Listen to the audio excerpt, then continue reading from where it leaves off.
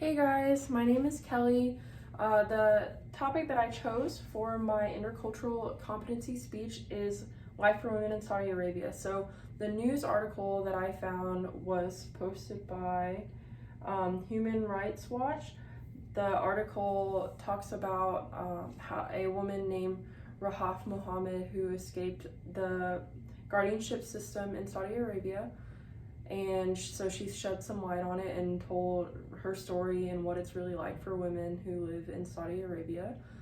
And so I want to share 10 different things that she says that women have to go through over there under this guardianship system, and talk about why it's just awful and discriminatory, and women in that area need our help. It's actually really sad. Under Saudi Arabia's male guardianship system, a man controls a woman's life from her birth until her death.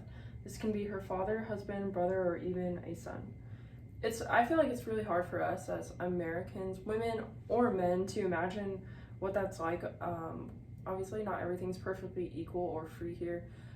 You know, it's not a perfect country, but can you imagine not being able to do anything without the permission of your guardian? I can't imagine what that's like. Women require male guardian permission to travel abroad or get a passport. That's very, it's just very controlling. I know in the Army sometimes we feel that way. We have to get permission from Uncle Sam, right, to travel anywhere. It's not the same, obviously. If you're a civilian, you probably get to come and go as you please, as long as you can afford it and you can make it work with your schedule, right? I can't imagine what it's like to have to go through what these women go through. Women require male guardianship to get married. No thank you. Enough said there. Women require male guardianship or guardian permission to study abroad. I've never gotten to study abroad. I think that'd be really cool, but if I got the opportunity, I wouldn't want to have to ask anyone for permission to do it. Women require male guardian permission to leave prison. This was I find very interesting. So if you go to prison and your time is up, the man gets to decide whether he wants to come get you or not. It's just very objectifying. It's your property. You don't have to come back for it if do you want it or no. She went to jail, she's done, she did her time, but you don't have to come get her. It's up to you. Very objectifying and disgusting, honestly. Employers can require male guardian permission for women to work. So imagine having to ask your male guardian for permission to get a job and earn your own money.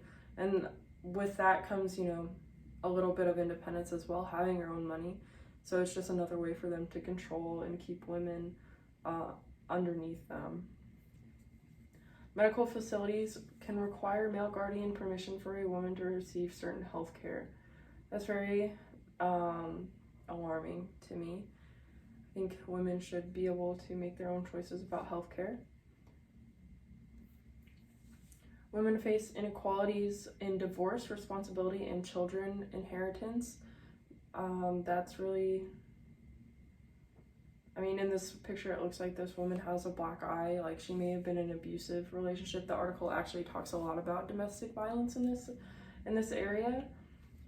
And just imagine not being able to leave or get your children out of that situation because you're a woman.